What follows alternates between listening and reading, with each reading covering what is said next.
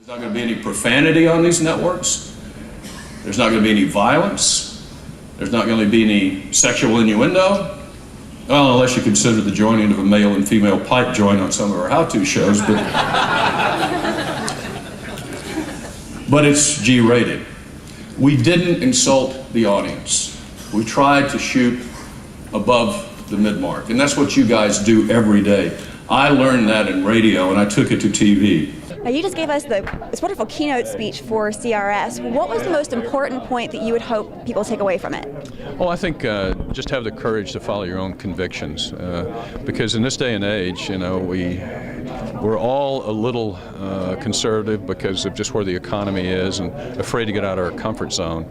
And in my opinion, you just never want to look back, no matter where you are in life, and say, gosh, I coulda, woulda, shoulda. Go ahead and do it.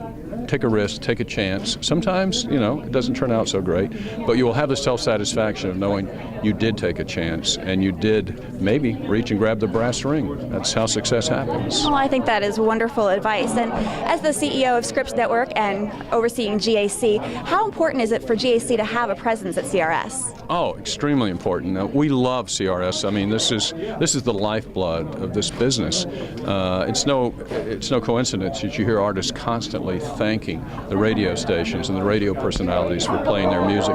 Now, we just always want to be a good partner because the country lifestyle is so critically important to us, both on what we do for a TV screen and on the radios. And we're partners with so many great radio stations around the country, so we'll always be here. Well, great. That is wonderful to hear. And one of the things I did notice from your speech was change before you have to change, which is really, it's a wonderful piece of advice. What do you think the next big change is going to be that you foresee? Well, I think, as I mentioned in my remarks, social media is going to continue to ramp up, especially the next generation. The young generation is going to more and more use that as tools to get media where they want it, when they want it. So we've got to be aware of mobile devices, we've got to be aware of GPS, we've got to be aware that our content can't be just on the television screen, it has to be where the audience is. So I think embracing social media, embracing technology, don't look at it as something that's an impediment or something that's scary as much as an opportunity. What I'd like to do is just spend a few minutes this morning, our time together, talking about success and how we all, as media purveyors, can achieve it in an industry that absolutely never ceases to change. It is relentless. Fragmentation will never, ever stop. For me, it boils down to three key factors: innovation, engagement, and leadership. Innovation to propel our competitive advantage. Engagement to inspire and entertain our audiences.